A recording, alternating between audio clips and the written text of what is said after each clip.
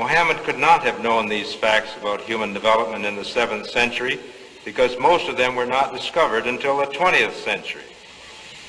This is a leech, and this is the human embryo about 23 days. I think you have to agree that the similarity between these structures is amazing.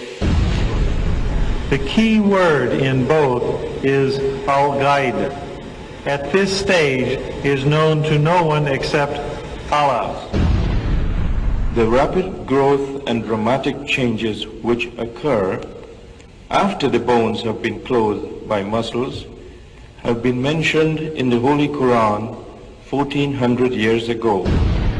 Surah 79, Ayah 32 states, also in the context of creation, "And the mountains hath he firmly fixed." Similar mention of mountains is found in several other surahs. It is permissible to interpret this to imply that mountains are rooted and that modern geophysics has established deep crustal roots for the axial parts of mountain systems at converging plate boundaries. We need research into the history of early Middle Eastern oral traditions to know whether, in fact, such historical events have been reported. If there is no such record, it strengthens the belief that God transmitted through Muhammad bits of his knowledge that we have only discovered for ourselves in recent times. Thinking of many of these questions and thinking where Muhammad came from, he was after all a Bedouin.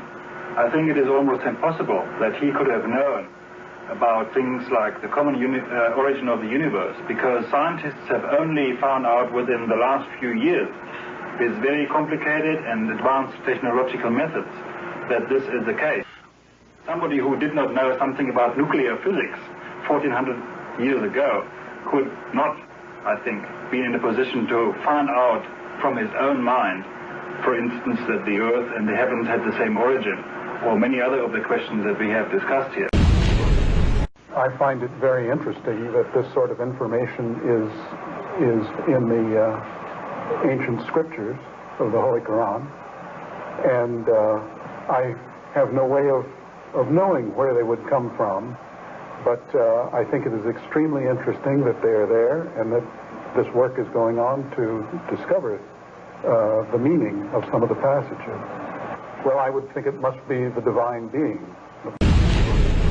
In a relatively few ayah is contained a rather comprehensive description of human development from the time of commingling of the gametes through organogenesis.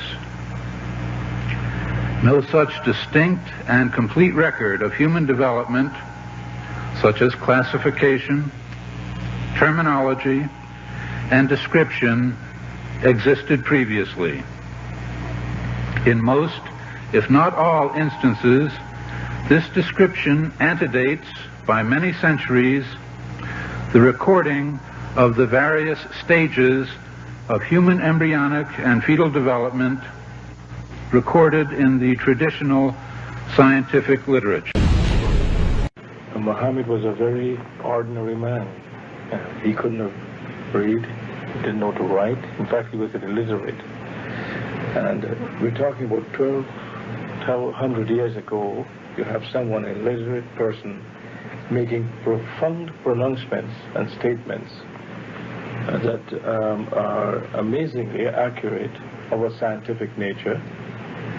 And I personally can't see how this could be a mere chance. There are too many accuracies. And like Dr. Moore, I have no difficulty in my mind reconciling that this is a divine inspiration or revelation which led him to these statements. Summary. The Quran describes not only the development of external form, but emphasizes also the internal stages, the stages inside the embryo of its creation and development, emphasizing major events recognized by contemporary science. Thank you for your attention. As a scientist, I can only deal with things which I can specifically see. I can understand embryology and developmental biology. I can understand the words that are translated to me from the Quran. As I gave the example before, if I were to transpose myself into that era, knowing what I do today and describing things, I could not describe the things which were described. I see no reason, I see no evidence for the fact to refute the concept that this individual, Muhammad, had to be developing this information from someplace. So I see nothing here in conflict with the concept that divine intervention was involved in what he was able. Actually, I'm very much impressed by finding true astronomical facts in Quran. And for us, we modern astronomers have been studying very small fields of the universe. We concentrated our efforts for understanding of very small parts, because by using telescope we can see only a very few parts of the sky without thinking whole the universe. So by reading Quran and by answering to your questions, I think I can find my future way for investigation of the universe. And then when I was maybe about 1/3 in Quran, I remember telling my wife, you know, this Muhammad, he must have been a very smart, very intelligent man, because this book is very clear, very logical, very easy to follow, and there are no contradictions. But then as I read later, I suddenly saw a scientific fact which I knew was only discovered in the 20th century. So immediately I saw that Muhammad is not the author of the Quran. That Muhammad is a messenger sent by God to give the Quran to mankind. I saw, mashallah, Muhammad Rasulullah.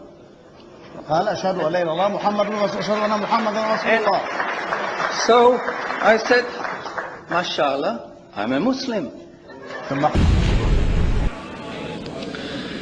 It is a great pleasure and honor for me to introduce to you an eminent scientist and a scholar of Quran, Dr. Maurice Bucaille, pronounced as Maurice Bucaille. Am I right, doctor? Doesn't matter. Okay. Is a native of France. He is a medical doctor and his specialty is surgery. Ladies and gentlemen, Assalamu alaikum. There is no human work prior to modern times that contains statements which were equally in advance of the state of knowledge at the time they appeared, and which might be compared to the Quran. 1,400 years ago, when the world was immersed in darkness, the Quran was revealed, which brought light to a beleaguered world. And whereas the earlier books came with many scientific mistakes due to the hand of man having delved into them, the Quran had none of these contradictions. The world thought there could be no reconciliation between religion and science. But the Quran mentioned many scientific facts in great detail, like how a human being developed in the mother's womb, and described other scientific facts which amaze the world's renowned scientists and scientific community.